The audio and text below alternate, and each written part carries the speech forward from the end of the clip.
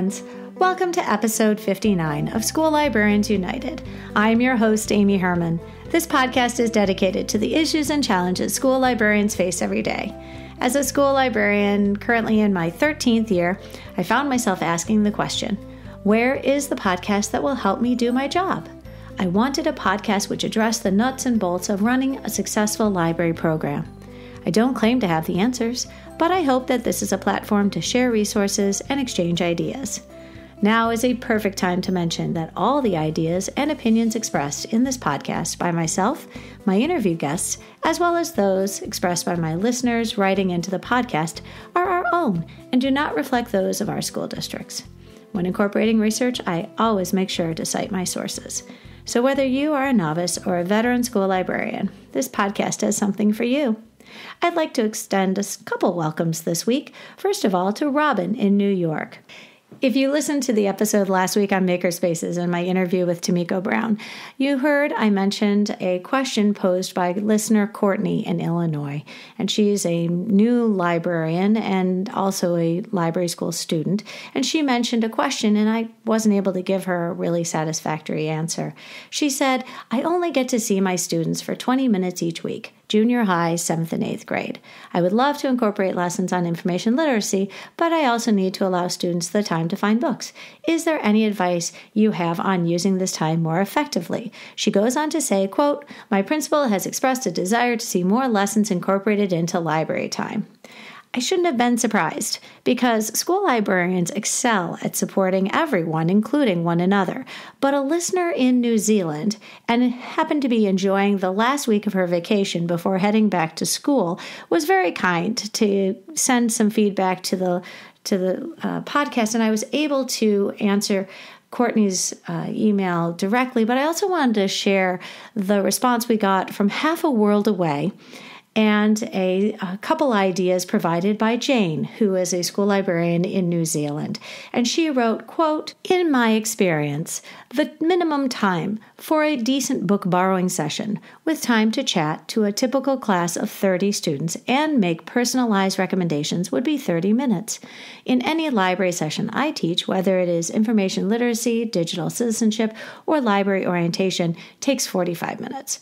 So how to condense 75 minutes into 20? Clearly, it can't be done. Options that I see include 1. Scheduling more time. Put your case to your school management and or teachers and argue for a scheduled class visit of 45 minutes. 2.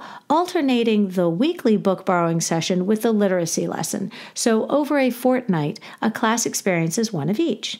And solution number 3, deliver the literacy lesson in the classroom if transferable. Of the lessons I teach, while I prefer to deliver them in the Learning Resource Center, our name for a library, I can and have delivered research skills and digital citizenship sessions in the classroom when teachers have been unable to book a slot in the busy LRC. We have a flexible booking system. P.S. I'm a school librarian at an intermediate school in New Zealand, so some or all of this advice might not apply. We have about 570 students in what we call year 7 and 8, which corresponds to the American year 6 and 7. So I think students who are 11 to 13 years old. And I love this. I'm sorry I can't provide for you all the adorable emojis that Jane inserted into this response, which made it all the more fun to read. But I am so appreciative that Jane took out this time from her last week of vacation to contact the podcast. And I really do see this as a perfect example of how the platform of the podcast can provide support to one another and allow us to exchange ideas. It's been a goal that I've had, and to see this all happen is very exciting. I would like to encourage listeners to continue to send their questions, like, for example, this week, Audra, who works in a school library in the Ukraine. Her library is currently using Alexandria for their circulation software, but she's exploring alternatives. My own experience is very limited, and that is to Follett Destiny. If you would like to offer your own perspectives to Audra, please reach out to the podcast using our email address, schoollibrarians@united@gmail.com. I welcome all listeners to reach out with your feedback and episode suggestions on Facebook and Twitter. And if you include your mailing address, I'll be sure to send you a podcast sticker. Reader's Choice has been on a list of episodes I have wanted to record ever since the list began 2 years ago in February 2018. It seems obvious. Of course, librarians are advocates for Reader's Choice. What could possibly be in dispute?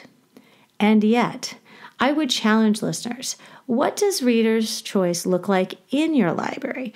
Look at your checkout policies. The very existence of checkout policies means limitations have been imposed. However noble or well-intentioned our motives have been, the reality is our collection is finite and our budgets will never be enough.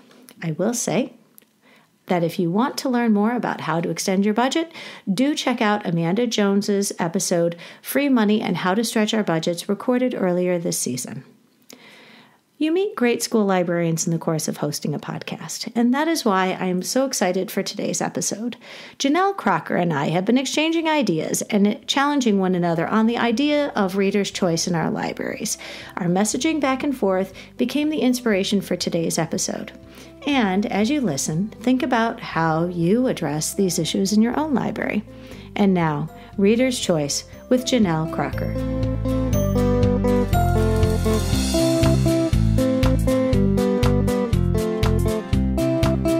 Listeners, I am so excited to be bringing you Jenelle Crocker back to the podcast. Jenelle Crocker, you may remember, was our guest on this past October 6th. She interviewed for our episode on occupational hazards. Who knew our job could be so dangerous? And I am so excited that Jenelle is with us again. Tell us, how is your program been going? It's been a couple months since we last spoke. Yes, hello. I'm so happy to be back. And as I was thinking about our topic, it actually probably makes a connection back to our conversation about guilt. So we'll see if that comes up in our conversation today about Reader's Choice. But I've been very busy. I teach specials for kindergarten through 5th grade. So I teach 6 classes each day. So busy teaching classes, trying to get book orders in. Every February we do a We Love Reading challenge. So I'm getting all of those things planned and organized and bulletin boards and bookmarks ready for the Wow. Can I ask you? We have March's Reading Month coming up, but I want to hear about We Love Reading, your February challenge. Would you tell us what all that entails? Sure. We use for our social and emotional development curriculum is called the 7 Mindsets. And one of the mindsets is passion first. So for February, that's the mindset that we focus on, just what our passions are and how can we use those in our everyday lives. And then We Love Reading. I think one of our passions should be reading. And we have a house system very similar to Harry Potter, or if you're familiar with Ron Clark Academy. Our students are in different houses, and so this is just a kind of way to get some competition going between the houses. Each house has each grade level. So I'm able to create a graph outside the library every Friday. We keep track of how many books each house reads. And then I'm able to graph with Michael's sells these little sticker heart foam pieces. So I try to integrate a little bit of math because we have each heart equals 25 books read.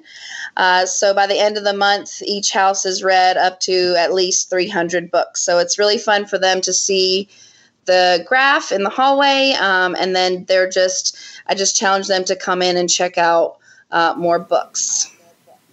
Wow. Well, I hope you post that on Twitter when we get to see some progress. And I think anytime you bring an entire building together for something that is so we can all agree is a really great goal for our classes, and to have that sort of not even competitive, but a good way to motivate kids to see how their reading challenges are being met. That's wonderful. So I really it's always fun to talk with you, because I feel that you and I are very similar in that we tend to wrap our heads around what we do all day. And even though we're at home and it's the weekend, we're still trying to figure out a better way to do our jobs. And so I really am excited to have you back on the show today. I want to back up and let listeners know where the inspiration for this episode came about. And I think it was before the holidays. You just messaged me on Twitter with an article you had read, and it clearly was resonating with you. And I really would like you to tell the readers about it. It's titled, "We're Pressuring Students to Read Too Fast, Too Much, Too Soon." And this was a blog post on weareteachers.com, and it was written by Tiffany Post on November 25th.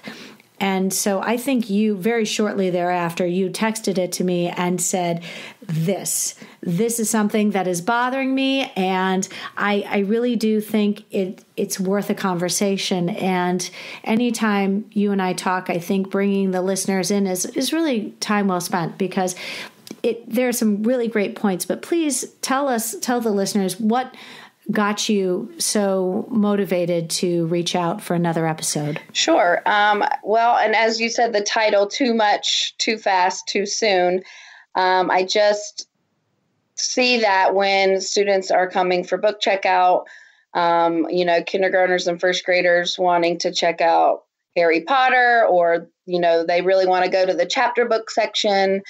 And I really try to figure out what their motivation is for wanting to, I think, advance themselves too soon. And there's so many amazing picture books in, the easy section, as we call it, that I think my older kids never go back to that section. So I'm so hesitant to let, quote, quote, let the younger ones go to the chapter book section, because they'll never make their way back to the picture books. And I think that those picture books have so much quality lessons and instruction and vocabulary and all of the amazing things that we can use with picture books, that I just want to kind of keep them a little bit longer. Well, and there's something so empowering when you watch students go page by page, that to leapfrog over that developmentally is really alarming. I've also had plenty of kindergartners declare in front of all their peers, I'm reading Harry Potter at home. And this sort of creates a sort of copycat scenario where kids are trying to outdo each other with books that really developmentally are not appropriate. So I think that I suspect at least one thing to consider is that these students are motivated because of the reaction, the response that it gets from the adults, either in the classroom or adults in their at home, going, oh my gosh. And, I think that we all want to believe our children are exceptional. But when it comes to reading, I think there is such a thing as just not comprehending what's in front of them. Yes. I want to, you included, and friends, I'll include links to all of this. Jenelle was absolutely wonderful. She has embedded for us quite a few links, and all of these articles really do give us pause, because they ask some questions which we sort of have to wonder, what role do we have? And that's the bigger question for this episode, is what role do we play in reader's choice? And it's not always so clear that we're always necessarily just blanket giving all students, free choice across the board, because I don't think we do that.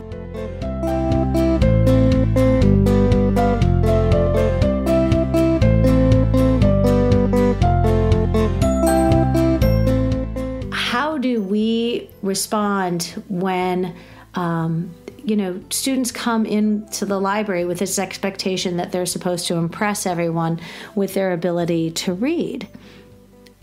And I'm not sure if I know the answer to that right now. Yes. And when we get back to those two particular blog posts that we'll attach in the show notes, the intended audience was for classroom teachers. What do you think drives this urgency? I've sort of talked about what I think it is. It comes down to a lot of everything is data driven. And do you see anything when you're teaching in your school? Yes. And I think as further down in your questions, you mentioned some of these things, but definitely, I really think it all boils down to we've lost the joy of reading. And it really, in one of the articles, it mentions that we're reading just to gain information and not reading just because it's fun, because it's a way that I can, use my imagination and travel to Narnia or Hogwarts or those kinds of places where really when you're reading those books for fun and enjoying them, you are transported to another world. And that's not really why anyone reads anymore.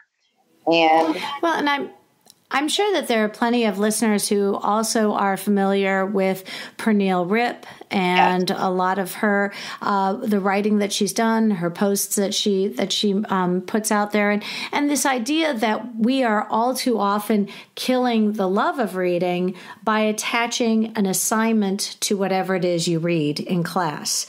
And I am very grateful I don't have to give book reports, or I don't have to create a diorama or a sort of a slideshow on the last book I read, because it would take away from my enjoyment of reading it.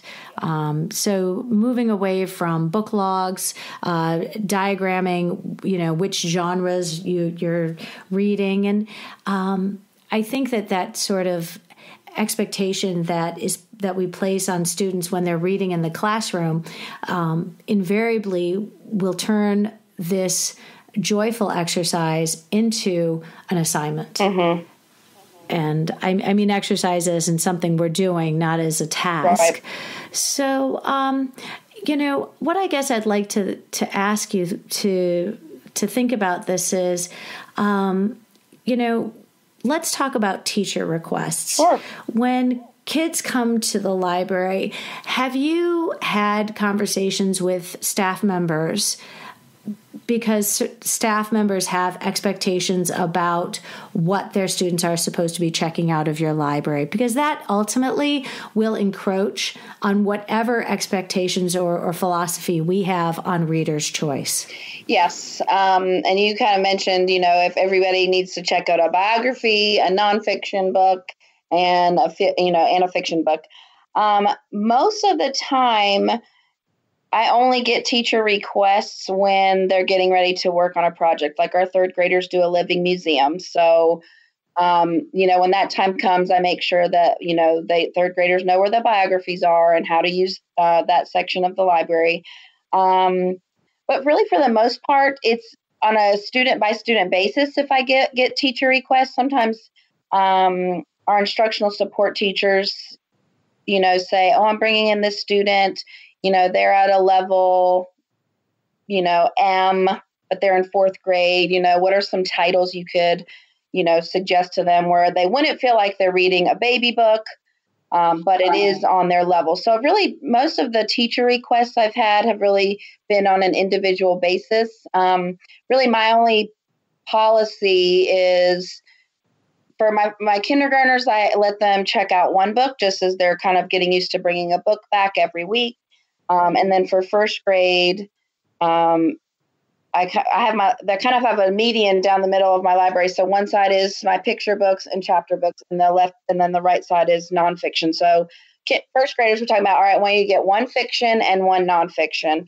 And really, as I get to know the kids, some of them want to check out 2 nonfiction. And so they get 2 books about different animals, or they get a picture book and a nonfiction. So those are not, set in stone policies. And then my 2nd through 5th graders can check out 3 books. And so I just really kind of try to encourage variety. Don't check out 3 Geronimo Stilton. Maybe you can get 2 Geronimo Stilton and then pick out something else, just so that they are, just to kind of get them in different parts of the library. I kind of encourage that as well. Sure. Well, and you've raised a couple really important points. I know that when teachers come to me with very specific requests, like the Living Museum, or we're doing our countries, or we're doing our country expo, or our 50-state research assignment, those books we've always handled differently than what we call their free choice books. So, and it does complicate our checkout because we extend the due date for those books considerably. So when teachers have come to me with like a Genius Hour or a Passion Project, I have distinguished those books from what we call free choice. Yeah.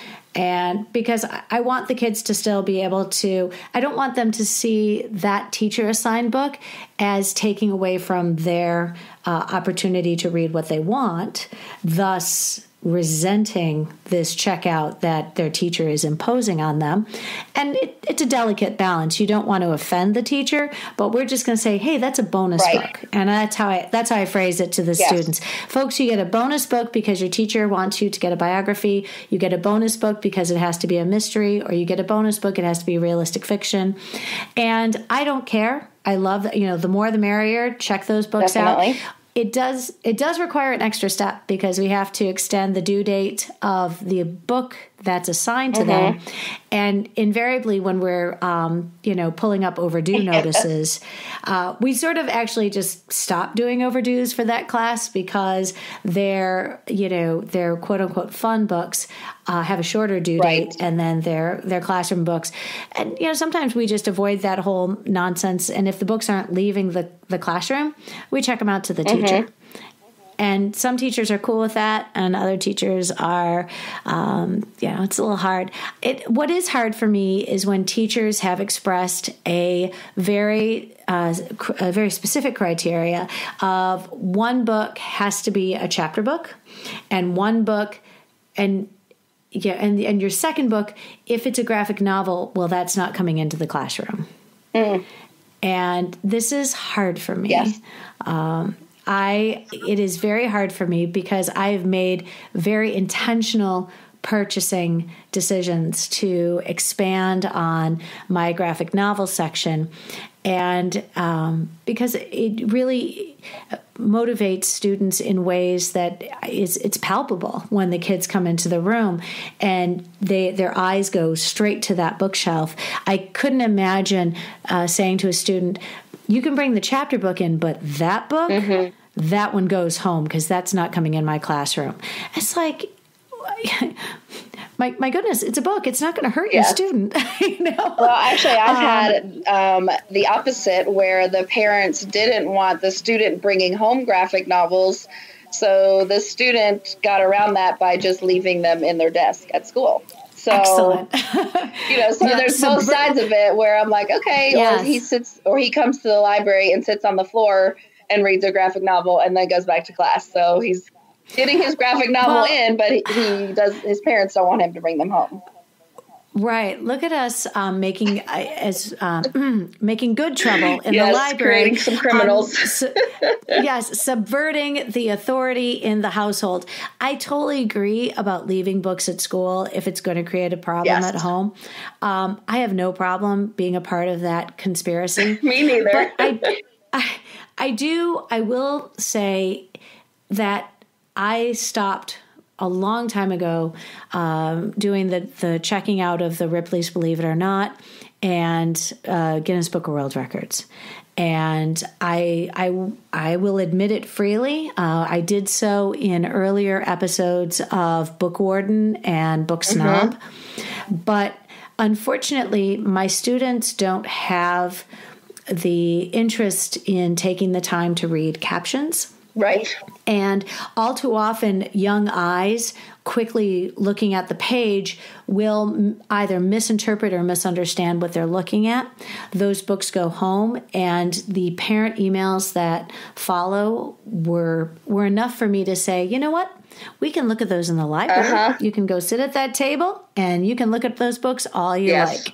I have had some issues with Guinness Book of World Records, and we're bringing this back to Reader's Choice. Again, they're welcome to read them. They're in the library. But I have a couple students who see it as an opportunity to other and fat shame and sort of oogle at the oddity that is presented in especially Ripley's Believe It or Not. I caught some second graders who were, on the more immature end, very loudly and broadcasting this across the library. Oh, look, no, she's fatter than he is. No, she's fatter. She's the fattest. And I said, we're done. And I took the books and just said, maybe second grade is, you guys can't look at these books for a little while, because I need to know that when you look at these books, you're doing it in a way that's respectful. Yes. So, to me, is that limiting reader's choice? I think it's imposing some of those expectations that what you're doing right now, it could be very offensive and hurtful to classmates who are listening. Yeah, those teachable moments, I think, are important because, I think when we're at Barnes & Noble walking around looking at books, someone were like, well, I don't go to that section because I don't like what I see, or, I think we definitely police ourselves as adults. And I think that that's a way, that you can have those lessons for those younger students. We touched upon parent requests because, again, this ties into Reader's Choice. When parents reach out to us, I'm very elated because it shows that parents are talking with their children about the books they're checking out. They express an interest in, what day is it? Oh, it's library day. Oh, hey, maybe you'll get a book about this, or maybe you'll get a book about that. But have you ever been contacted directly and asked to impose a certain amount of selectiveness when you're assisting students, their students in this case? Yes. I guess it's not real. I don't know if it was really me directly, but the parent wrote a note to the classroom teacher about a book that was brought home. And it was really just a chapter book. There was nothing like inappropriate or, those kinds of things, but it was definitely above a first grader's reading level. And the note was very harshly written. So since I don't get too many of those, like I can really keep an eye on those one or two students who I know their parents don't want them bringing home, super complicated books and books that they that their child can read on their own. But I haven't had too many, which is good.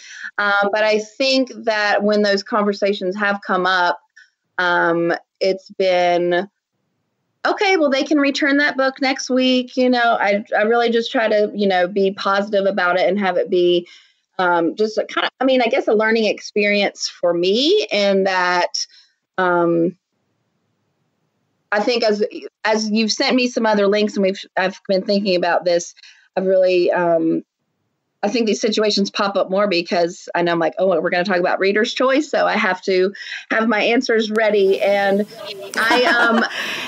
and one of your questions further down is about, do I have a policy in place? And I really don't. And I think that when those situations come up, it's like, well, should I have an official policy that says our students can check out any book that they choose? And if it's something that when you get home and you have a conversation with your child about it, certainly send in a note and say, our family has decided that this book is not appropriate for our home, or, those types of things. I think that's where I can kind of figure out, what is the best way to handle those. Well, and I think what I'm thinking about often, first of all, you mentioned parent emails. They never come to me first.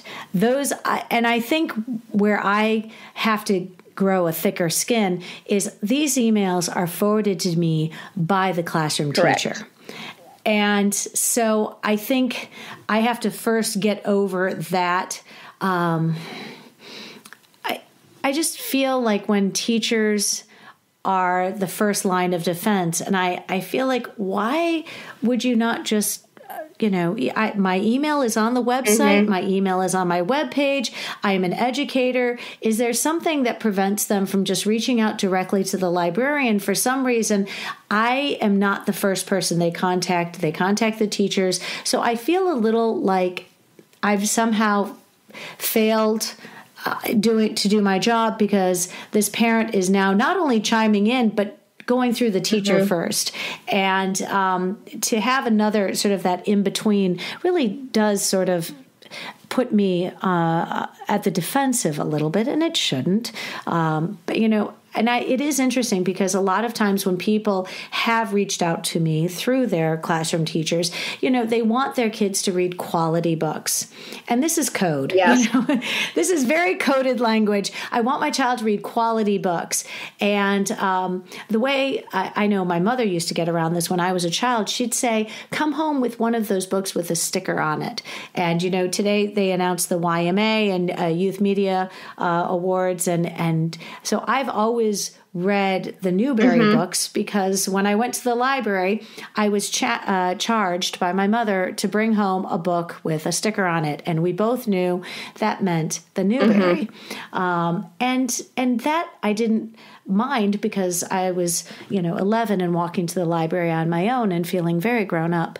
But I think when parents say to me, I want my kid to try to read quality books, what that means is Big Nate is not coming home. I don't want my kids bringing home Captain Underpants. I don't want my kids to bring home Big Nate. And that's coming from the teachers, because the teachers are then adding words to what is not being said in those parent emails.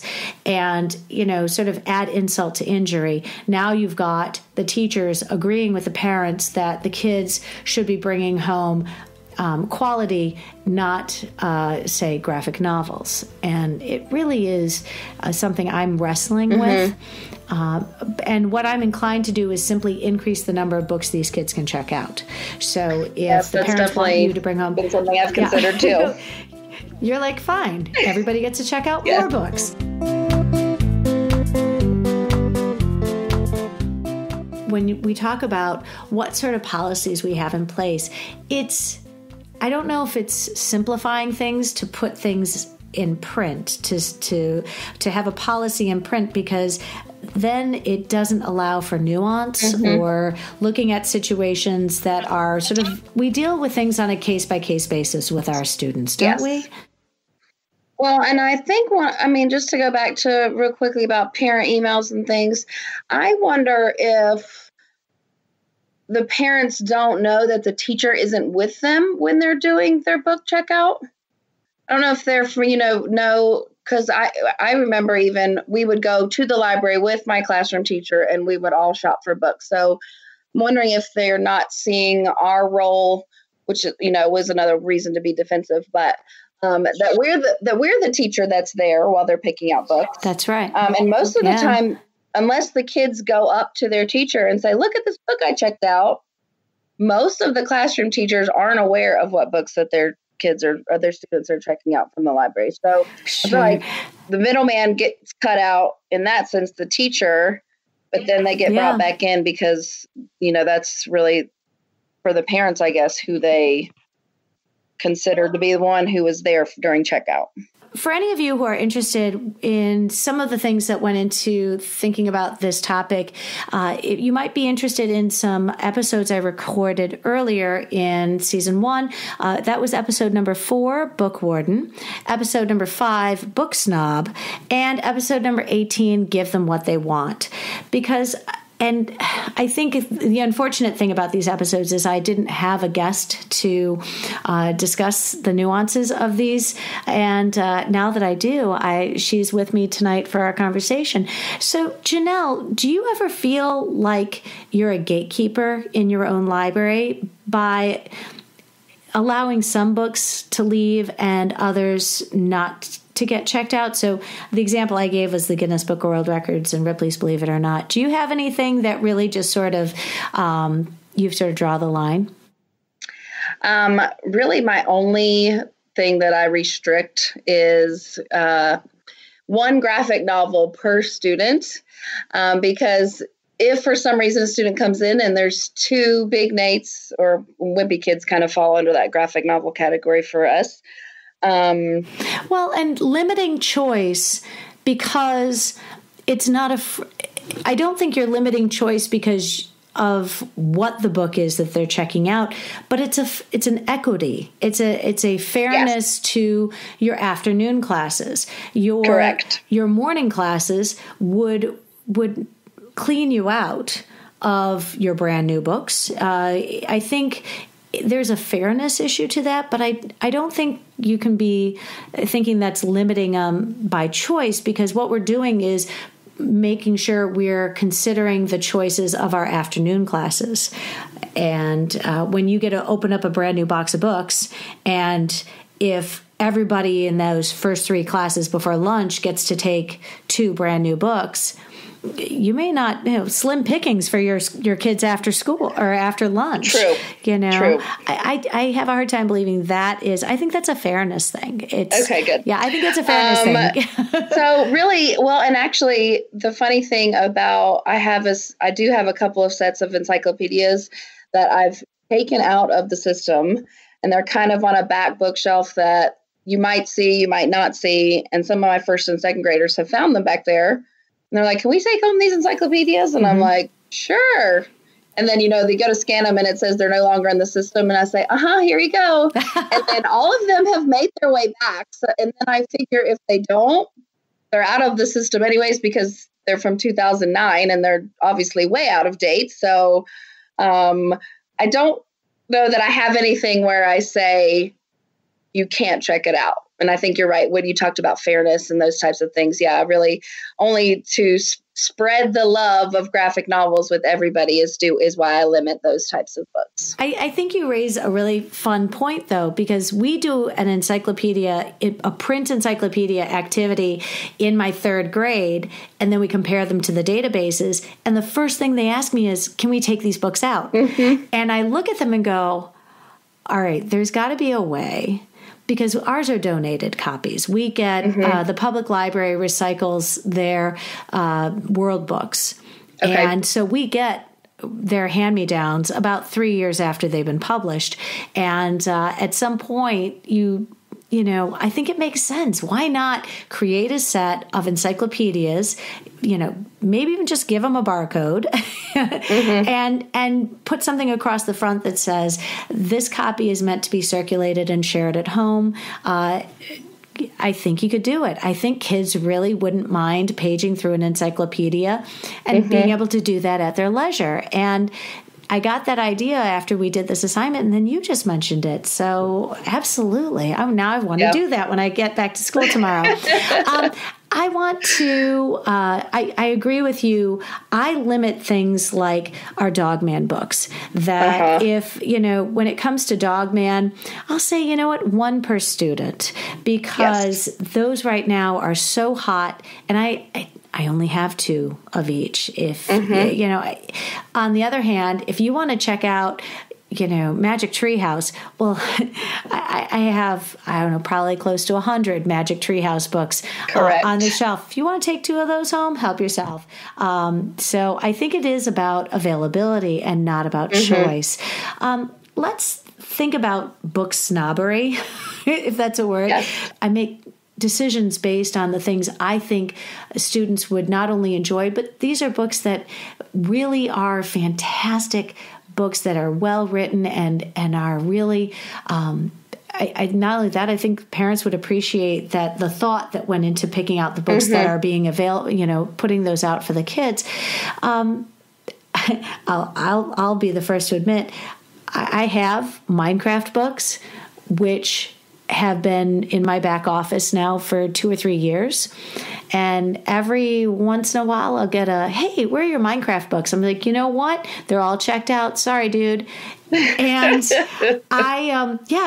that limiting their choice? Absolutely. But what I was finding out is if somebody knew we had Minecraft books in, all of a sudden, nobody cared about any of the other books in this library. It's you had tunnel vision, and those kids went straight, and you sort of had this copycat thing that was going on, and they had blinders to the beautiful brand new books I bought for them. And I don't know if you've experienced that. Yes. Yeah, definitely. So I want to just mention, thinking about Minecraft, I actually had 2 kindergarten or first graders practically tackle each other to get the one Minecraft book that was still on the shelf. And neither of them got to take home a Minecraft book today because we don't tackle each other over books. So not really being a book snob, but being, are we being kind to our friends and not going to rip a book in half kind of thing because we are so excited to get a Minecraft book. Sure. But yes, I've definitely hidden, I guess is the word, some books that I'm like, I guess those are all checked out right now. Yep. Oh, they're getting repaired. Oh, you know what? They're all getting repaired. Well, and I work in a library that isn't my library. It's somebody else's library. And they circulate Guinness Book of World Records and Ripley's Believe It or Not. And when I show up, those books are all, I don't know, it's crazy. They must have been checked out yesterday. Yeah. And it's hard for me because I really do feel like there is this expectation of parents that when kids come home from the library, that book snob in me, I do want the parents to see these beautiful books that we've purchased, these wonderful, fantastically written books. And when the kids gravitate towards these decrepit copies of Ripley's and Guinness, and it kills me. Yes. So, and I think that you had mentioned, actually, I went back and listened to Book Snob and Bookworm I knew I'd listened to them before, but since we were going to be talking about this, you had mentioned even you don't buy Pokemon books or some of those fad type, titles because in a few years, nobody will be reading those. And I actually did end up getting a few Lego. They were really almost like early chapter books from a book fair. I mean, so I let, those do circulate. But yeah, there's certain titles I think that you had mentioned in, I think your Book Snob episode earlier about those purchasing decisions. And do we, get the books that are just what's on trend right now? And a lot of students do ask me, do I have Pokemon? Do I have Beyblade's books? Those types of things where I said, we really just don't have the money, for those types of books. Maybe they're at the public library. That type of conversation we have as well. Sure. I wanted to ask you, what about non-choice? When students come to the library and their choice is to not check out a library book, how have you addressed this in your library? Because I did address it a little bit in an episode I did on Reader's Advisory back in October. But when a student is adamant they are not interested in checking out a book, do you see that as reader's choice or they're just being stubborn? Well, really the only grade levels that come on a weekly basis for checkout are my kindergartners and first graders. It's part of their specials time because I do see them every week. My second through fifth grade, I see on a 7-week rotation. So their teachers, the second grade teachers bring their classes in, but the teacher is in charge of checkout for them. And then third through fifth can just come anytime. So, if the library is open and I'm in there, even if I'm teaching a class, they can check out books before school. Wow, that's great. During lunch or recess. So with my kindergartners and first graders, there are a few, probably 1 or 2 in every class where, I say, table 2 can check out a book, and a student stays at the table. I'm like, oh, you're not going to check out a book. And so I used to just kind of let it, fly and not have a conversation at all with them. But what I've started doing and, thinking about this episode is I said, oh, do you have a lot of books at home that you read? And usually they're like, yeah, I have a lot of books at home, so I don't really need to get another book. So I don't know if that's true or, whatever, but even just having the conversation of, oh, are you reading other books or do you go to the public library? So I think that they still see that, oh, well, Miss Crocker knows that I'm reading other things, just not getting books here. And then Sure. so I've seen students change their minds because if I see that they're, have a new friend in their class that does go and check out books. It's more of my friend and I can go walk around and look at books. I think I will get a book this week. So I haven't seen it where it's the same student over and over. Yeah. They just kind of maybe have one week where they're like, man, I'm not going to get a book today. I really like the activity I'm doing on the computer right now, or whatever, whatever else is keeping their attention. But then with the older kids, if I see them, I say, I haven't seen you in a while. Have you come and checked out a library book? I just kind of have that conversation with them too, because I feel like I do see the same students over and over, always coming to the library. And then there's kids that you have come to class and you're like, I haven't seen you in a month. I hope that you're reading somewhere, Where I have followed up, and it's hard because especially if I'm in a class where I don't have an assistant, I'm also running the circulation desk, and, we get to the end of the class and I look around and realize there are a couple kids who have elected to just not participate.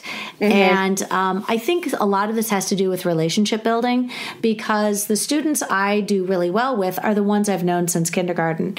And so in 4th and 5th grade, when they start to get a little stubborn, a little too good for our collection, it's easier for me to work with them because I've known them since they were 5. The ones that I will follow up with and sometimes reach out to the families or to the teachers are the students who come to us as 3rd graders or as 4th graders, and I haven't worked with them before. Mm-hmm. And so when they sort of do that, like, I'm not checking out today, sometimes at the beginning of the school year, I'll say, when you go to gym, do you sit on the stage and just decide not to participate? Mm-hmm. And they're like, oh, no, we would never do that. And I said, well, when you go to instrumental, do you just put your instrument in the case and just say, I'm not going to play today? No, we'd never do that. So I try to frame it in why don't we check out a book so when you go back to class and you have dear time or you have free choice so you can read, when your teacher says take out your library book, you'll have one. Mm-hmm. So let's do something that maybe you could read in class and maybe not necessarily have to take home. So something sort of like a nonfiction, or if you circulate almanacs, those are kind of fun. So I want to shift gears a little bit because a friend of mine is an elementary librarian in Ann Arbor, Michigan. Her name is Maggie Rohde. And Maggie Rohde, I'll attach a link in the show notes because she's got this great web page, which is part of her school. Unbelievable. I was so I pounced on it. And it really got me thinking because she has it's part of her sort of library website. And one of them has to do with addressing common parent concerns. And she sort of answers them on her website. And I was really it's bold and it's refreshing. Yes. And I've never seen this before, but I will include a link. I'll include a link because I really am wrestling with this. And I think Maggie has done it in a way that I really admire. And she lists concerns that parents have and how she responds. So the first one she says is, my child keeps bringing home books which are too hard or too easy. And how do you respond to this? And, I won't read Maggie's response, but I think I hate that you have to hear my feeble attempt to answer this when her answer is amazing. But there's been a quote that's come up, and I've actually sent it out in an email. I was sending out just an overdue notice just for my teachers after break, just said, hey, here's all the books, that are checked out to your students right now. If you've noticed they haven't come to the library lately, or, not that we don't have late fees, so it doesn't matter if they don't, if it is overdue.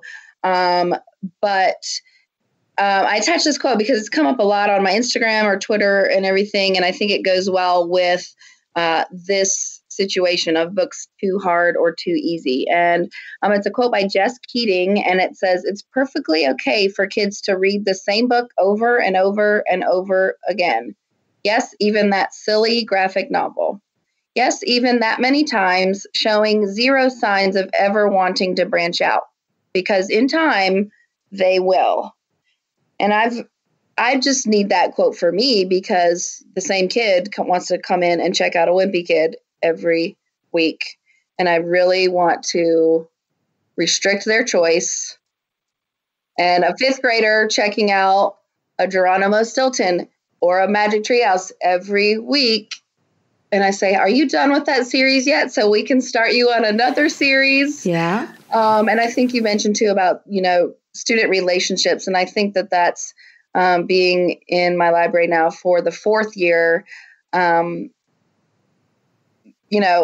books that are too hard or too easy. If they pick a book that's too hard for them, they'll bring it back and it will be, no worse for the wear. Sure. Or if they pick out a book that's too easy, I think that one of your previous episodes you mentioned about dessert books and those types of things. And I think that's where sometimes those easy books can fall in and I try to tell my 4th and 5th graders, check out a picture book, have a laugh. Have a book that only takes you 5 minutes to read. You don't always have to have the super giant chapter books that are going to take you weeks and weeks and weeks. Well, and I think I'm guilty because oftentimes when I talk to students about the books they're going to pick out, I remind them that one of the things we're working on in the library is getting them ready for, and I say the next grade, and they think about it. You can tell when I say, hey, my future 4th graders, hey, my future 5th graders, is reading, a book going to help you get better. And I make sure that they know that reading any book, whether it's fiction or nonfiction or graphic novel, is going to help them get ready for next year. But the idea is, are they giving them is there some element of challenge? And I think about my goofy 5th graders who will go over to the Gerald and Piggy and just ransack all the Gerald and Piggy books. And I just kind of put a pause to it because it's turned into a little bit of a joke for them that, Mrs. Herman's going to make us check out books. Well, we'll show her. We're going to take all these Gerald and Piggy books. And I'll say to them, look, we have 100 students under the age of 6 in this building. And if you take all those books, and let's be sensitive to the needs of other people in this room and in this building, not just your goofiness. But if you're going to take all those Gerald and Piggy books, what happens to the students who come in here looking for the books, the only books they know how to read by themselves, and you've just taken them out because you think it's funny. And so it is hard. And I'm very interested. I flash forward in a couple weeks, I'm going to be interviewing a librarian who wrote a very powerful article on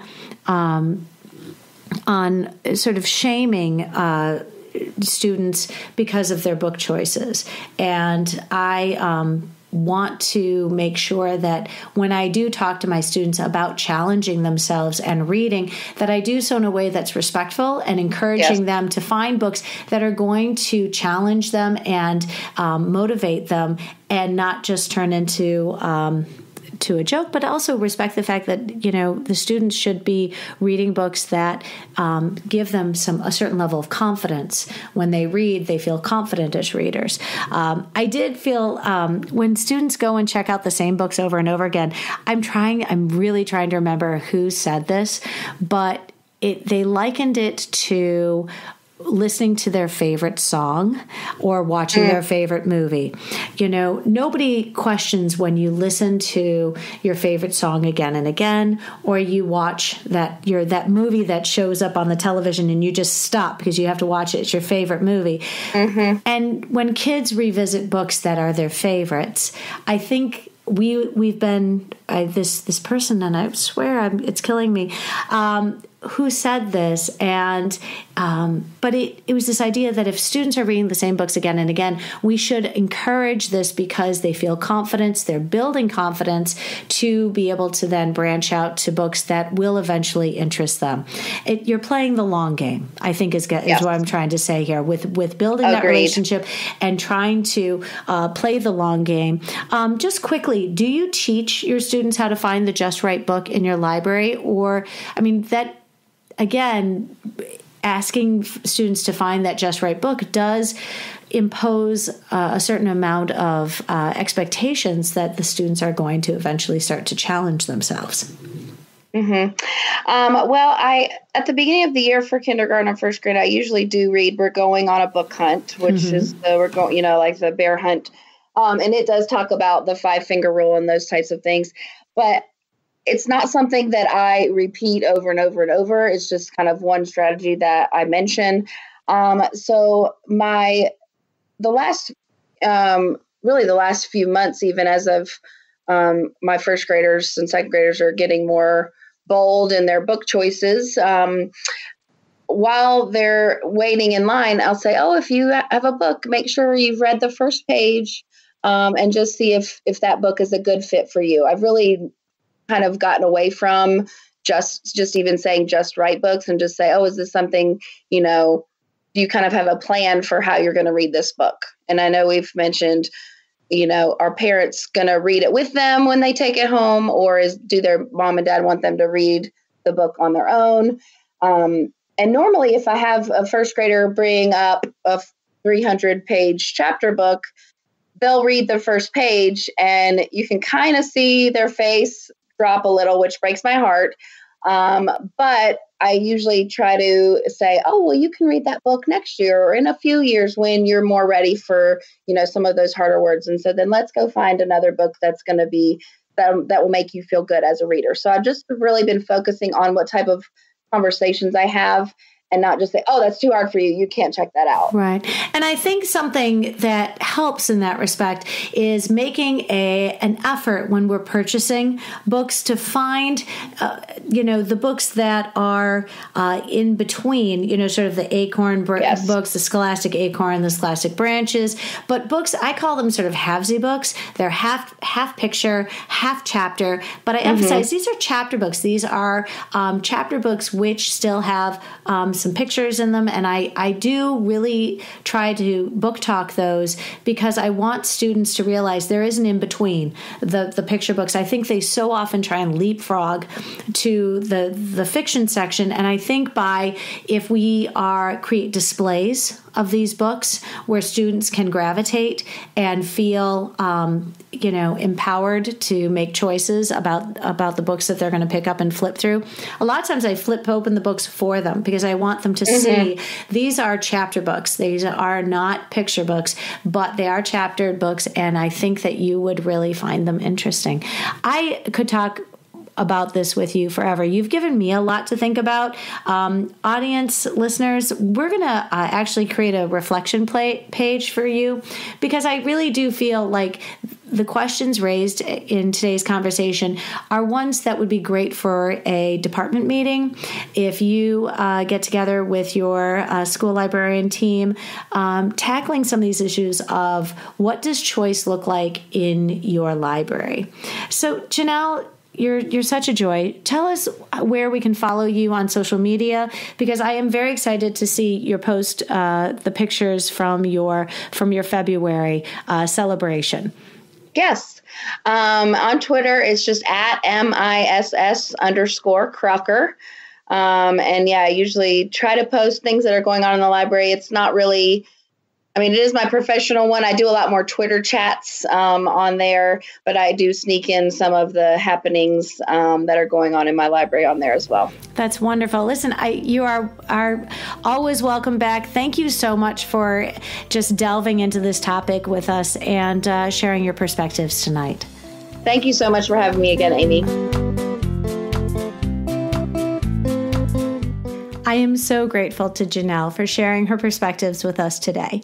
If you would like to spend some time with these questions, download the reflection page, which can be found in the show notes. Ponder what Reader's Choice looks like in your library. Is it the same in other libraries in your district? Why not start your next department meeting by asking some of these questions? As always, if you found this episode helpful, please share it out with your team, your PLN, and on social media. The topic of our next episode will be genreification in the elementary library and my interview with Maggie Rohde. I hope you will tune in.